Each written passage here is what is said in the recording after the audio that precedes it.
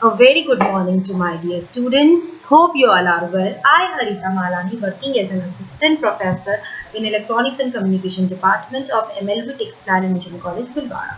Today I am discussing one very important topic of filter, how to design a filter, how to mount practically and how to measure its output values. So today we will be going to discuss the low pass filter. So this is the overview of low pass filter, first order low pass filter. So the objective is to understand what do you mean by first order low pass filter, to plot its Bode plot, to measure its output on oscilloscope, and we can also simulate it on multisim multi board. So next, the equipment required to perform this experiment is digital storage oscilloscope, power supply, signal generator. See, of any company we can use. It doesn't matter of Tektronix, Scientific or any other company will work out. Multimeter electronic components required will be resistors, capacitors, operational amplifier, IC. BNC cable, breadboard and connecting wires will be required. So these are the devices. Their images are shown. Power supply, function generator, signal generator, this motherboard on which operational amplifier IC is inbuilt, resistors, capacitors are shown over here. So the key concept of this experiment is a low pass filter is an electronic circuit that passes signals with frequency lower than a certain value and attenuates signals of higher frequency. So that lower frequency is to be defined, and that frequency is known as the low cutoff frequency. After that frequency, the signal will get attenuate. The certain frequency after which the attenuation starts is called as the cutoff frequency of the filter.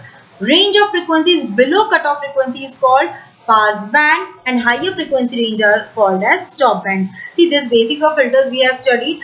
We plot a frequency response. In that we see that at certain lower frequencies FC, that cutoff frequency, all the signals will be passed, and after that cutoff frequency the signal will start attenuating.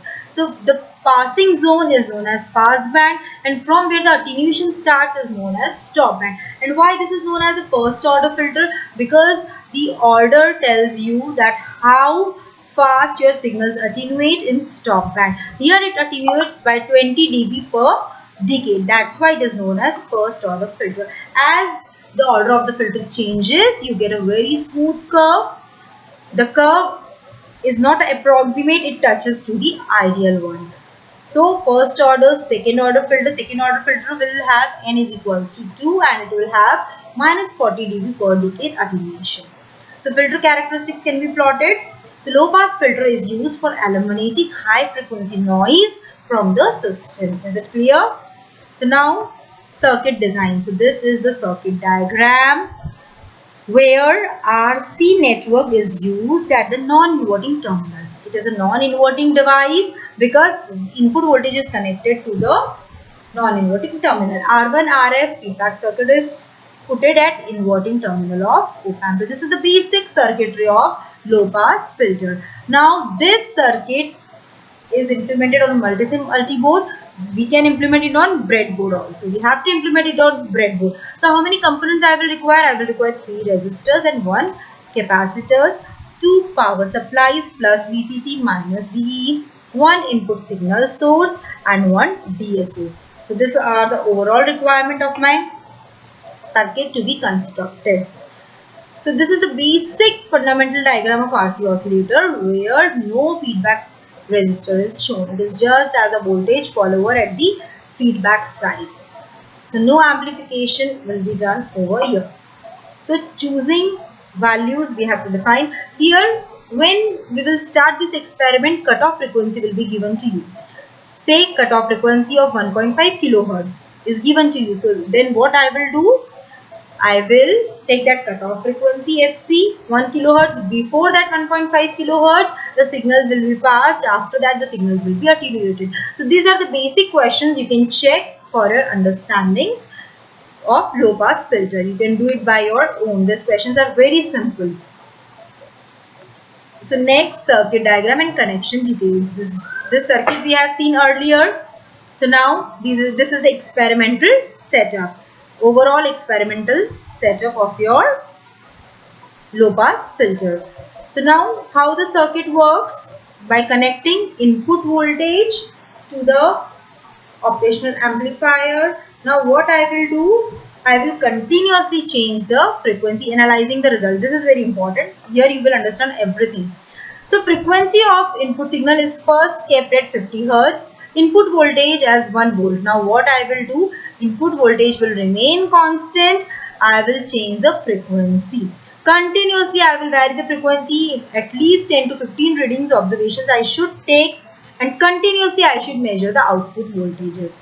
The output voltage will continuously degrade from its value. Initially it will remain constant till my cutoff frequency.